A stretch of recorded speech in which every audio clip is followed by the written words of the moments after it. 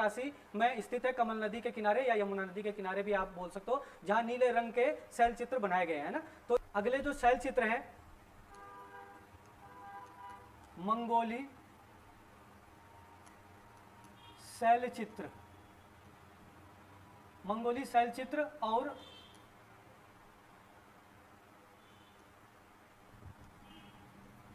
खुटानी नाला शैल चित्र, इन दोनों शैल चित्र पर जरा पहले चर्चा करते हैं। देखो भाई,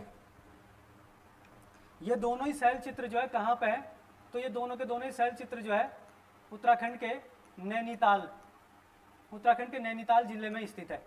ठीक है, कौन से? मंगोली शैल चित्र और खुटानी नाला शैल चित्र। एग्जाम में वीडियो के पेपर में आ चुका है क्वेश्चन कि मंगोली शैल चित्र और खुटानी नाला शैल चित्र कहाँ से प्राप्त हुए हैं, तो नैनीताल से। सिंपल सा आंसर था। अब देखो इसके बारे में और क्या हो सकता है। ये कैसे शैल चित्र है? पाषाण युगीन, है ना, पाषाण काल के बारे में सुना होगा आप लोगों ने। पाषाण युगीन शैल चित्र है भाई। और ये जो शैल चित्र है ये लगभग जो जैसे चट्टानों पर बने शैल चित्र क्या होता है, चट्टानों पर बने हुए होते हैं, तो ये शैल चित्र लगभग जो है ये मिट से गए हैं, है ना, मिट गए हैं ये शैल चित्र। तो ये जो मतलब क्या है, एक हिसाब से आप बोल सकते हो धुंधले पड़ गए हैं। ये शैल चित्र जो है कैसे हो गए हैं, धुंधले हो गए हैं। तो इनको थोड़ा सा समझने में अब कठिनाइयाँ होने लगी है ना, ये कठिनाई इससे जो है मतलब समझे नहीं जा रहे आसानी से, क्योंकि धुंधले पड़ गए मतलब मिट गए हैं, ये बहुत पुराने शैल चित्र हैं। लेकिन यहाँ पे एक चीज़ आपको ध्यान रखना है कि जो आपका ये खुटानी नाला है, खुटानी नाला, खुटानी नाला से हथियार या फिर आप क्या बोल सकते हो औजार, हथियार या औजार प्राप्त हुए हैं भाई,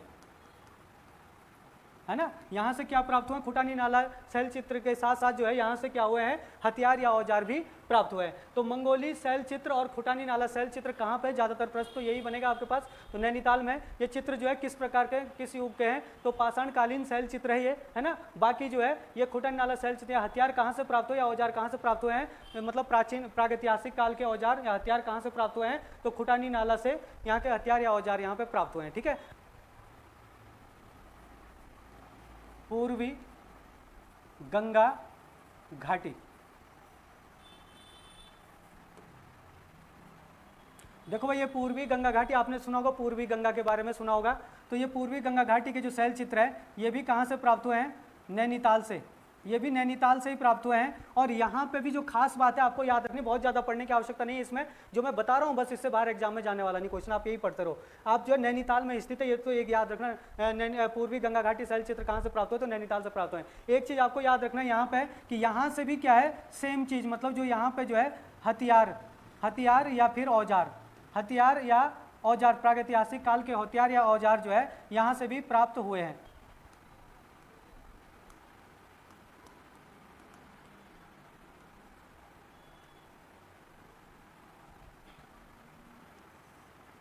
बहादुराबाद, देखो बहादुराबाद देखना, बहादुराबाद कहाँ पड़ता है? हरिद्वार में पड़ता है भाई। कहाँ पड़ता है ये? हरिद्वार में पड़ता है। चूड़ियाँ,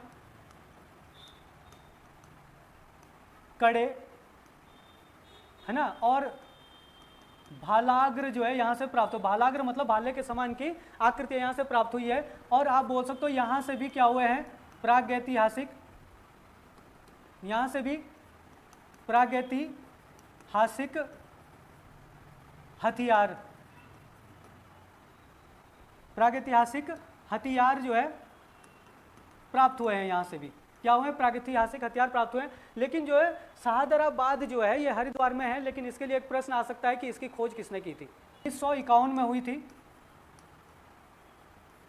कब हुई थी? 1951 में। और खोज की किसने थी? यज्ञदत्त शर्मा, यज्ञदत्त शर्मा ने जो है इसकी खोज की थी। बहुत महत्वपूर्ण है, पूछ सकता है पेपर में आप लोग। बनकोट भाई, आप लोगों ने देखा होगा बनकोट, वेरी वेरी इंपॉर्टेंट है, वेरी वेरी इंपॉर्टेंट। कई बार एग्जाम में प्रश्न आ गया यहाँ से। ज़्यादा लंबा नहीं है ये टॉपिक, छोटा सा ही है, लेकिन आपको पता होना चाहिए। सबसे पहली बात कि बनकोट है क्या, कहाँ पे? तो गंगोली हाट, गंगोली हाट जो एक तहसील है। गंगोली हाट क्या है? तहसील है। कहाँ पे? पिथौरागढ़ में, उत्तराखंड के पिथौरागढ़ में, उत्तराखंड के पिथौरागढ़ में है गंगोली हाट, है ना। तो इसकी खोज जो है 1989 में हुई थी, जहाँ से 8 ताम्र आकृतियाँ प्राप्त हुई थी। कितनी ताम्र आकृतियाँ प्राप्त हुई थी? 8 ताम्र आकृतियाँ। एग्जाम में प्रश्न आता है कि 8 ताम्र आकृतियाँ कहाँ से प्राप्त हुई थी? तो पिथौरागढ़ के बनकोट से हुई थी।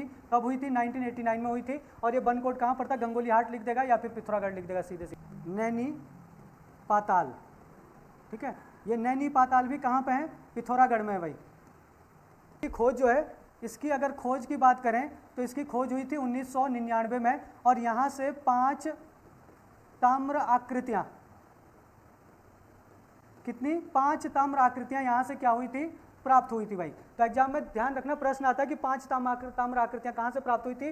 तो नैनी पाताल से हुई थी, जो पिथौरागढ़ में पड़ता है। और 8 ताम्र आकृतियाँ कहाँ से प्राप्त हुई थी? बनकोट से हुई थी, और बनकोट भी कहाँ पड़ता है? पिथौरागढ़ में ही पड़ता है। कालसी, ठीक है भाई। जो ये कालसी है ये कहाँ पे पड़ता है? तो आपको ध्यान रखना है, ये टोंस नदी लिख देगा, टोंस नदी, और या फिर लिख देगा यमुना नदी, यमुना नदी। वैसे ज़्यादा इंपॉर्टेंट क्या है इसमें? यमुना नदी को ही देगा, ज़्यादा नज़दीक यमुना नदी है ना। तो ये जो है कालसी जो है यमुना नदी के किनारे है, और हो सकता है यमुना अगर ऑप्शन में नहीं तो टोंस भी चल जाएगा, है ना। तो वैसे कालसी मेन रूप से जो है यमुना नदी के ही किनारे है। ये जो है उत्तराखंड के देहरादून जिले में स्थित है ना। कहाँ पे है? देहरादून जिले में स्थित है। और यहाँ से शैल चित्र के साथ साथ, शैल चित्र के साथ साथ जो है प्रागैतिहासिक औजार भी यहाँ से प्राप्त हुए हैं, है ना। प्रागैतिहासिक औजार या फिर आप बोल सकते हो हथियार, है ना। प्रागैतिहासिक औजार और हथियार भी यहाँ से क्या हुए हैं? प्राप्त हुए हैं कालसी से, ठीक है। तो वैसे तो आपका ये पूरा टॉपिक खत्म हो गया आपके प्रागैतिहासिक काल के लिए, जो आपके मृद भांड थे और आपके जो ओखलियाँ हैं, आपके शैल चित्र है, वो तो लगभग खत्म हो गया। एक पॉइंट आपको याद रखना है, इसमें वेरी वेरी इंपॉर्टेंट पॉइंट है, जो 1986 में पिथौरागढ़, हल्द्वानी और अल्मोड़ा, है ना, इन 3 स्थानों से क्या हुए हैं? मानव ताम्र आकृतियां।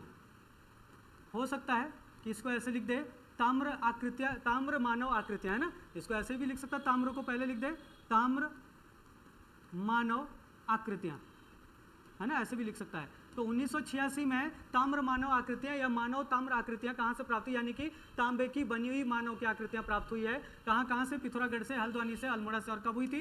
1986 में, है ना। तो लगभग ये टॉपिक आपका पूरा समाप्त हो चुका है। तो आज के लिए इतना ही, मिलते हैं अगले वीडियो में। अगला टॉपिक शुरू होता है हमारा उत्तराखंड में खोजे गए सवाधान। तो भाई सवाधान का मतलब पहले तो आपको ये समझना है कि सवाधान बोलते किसको है। तो सवाधान क्या है भाई? सवाधान शवों से बना हुआ है ना। किससे? शवों को, शवों, या फिर आप बोल सकते हो मृत शरीर। क्या है? मृत शरीर। मृत शरीर को दफनाने की क्या है? ये प्रक्रिया है।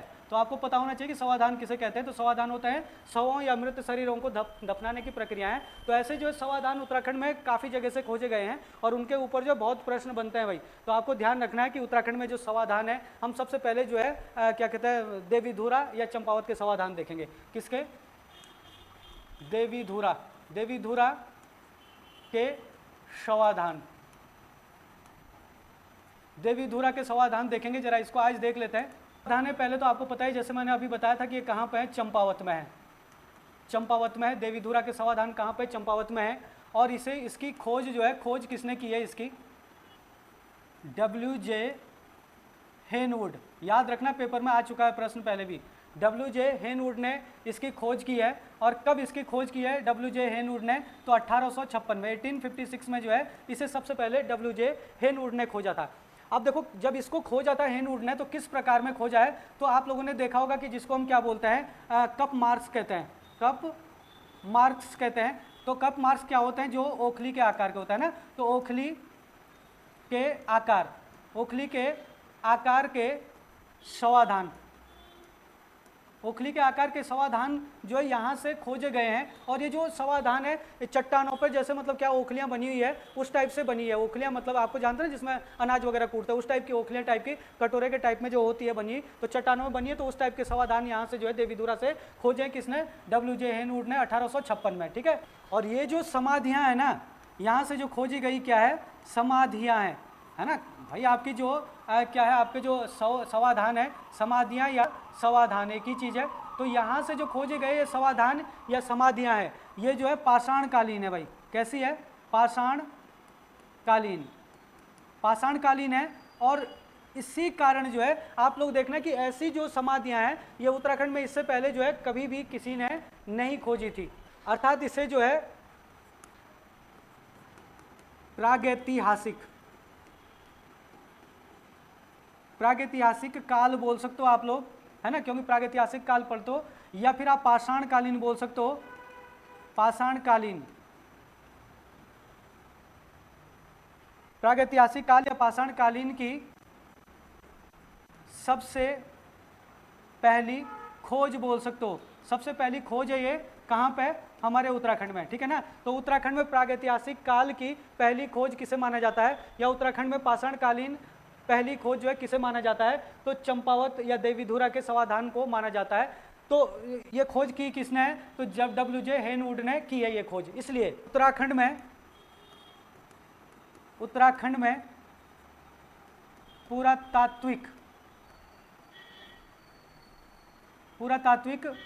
पुरातात्विक साक्ष्यों का जनक किसे माना जाता है? तो किसे माना जाएगा? आपके पास हेनवुड को माना जाएगा, हेनवुड। तो याद रखना, पेपर में प्रश्न आता है कि उत्तराखंड में पुरातात्विक साक्ष्यों का जनक किसे माना जाता है? तो हेनवुड को माना जाता है। कि उत्तराखंड में पुरातात्विक खोज सर्वप्रथम कहाँ हुई थी? तो कहाँ बोल सकते हो आप लोग? या तो चंपावत बोल सकते हो, और या फिर आप क्या लिख देगा वहाँ पे? देवीधुरा लिख देंगे, है ना। तो बहुत महत्वपूर्ण है भाई ये भी। तो आपको जो है ये वाली चीज़ें जो है आपके समाधान के लिए देवीधुरा या चंपावत से याद रखना है कि खोज किसने की है और किस प्रकार की खोज की है। तो ओखली के आकार के समाधान जो है यहाँ से खोजे गए हैं, ठीक है। तो बाकी ये सारी चीज़ आपको याद रखना कि प्रागैतिहासिक काल है, पाषाण कालीन बोल देगा या पुरातात्विक बोल देगा। सबका मतलब जो है आपको ये पुराने ही क्या कहते हैं खोजे गए जो है साक्ष्य हैं। तो ये सबसे पहली खोज है भाई हमारे उत्तराखंड में, ठीक है। और किसने की है? तो हेनवुड ने की है। तो ये चीज़ें ध्यान रखना। इसके बाद जो हम अगले वीडियो में लेके आएंगे आपके पास जो समाधान है उत्तराखंड में। यहाँ पे जो चंपावत है ये तो पहली ही खोज है। इसके अलावा जो और खोजें हुई है किसकी समाधान की उत्तराखंड में, वो खोजें कहाँ कहाँ हुई है, तो हम नेक्स्ट वीडियो में आपको बताएंगे। आज तक के लिए इतना ही।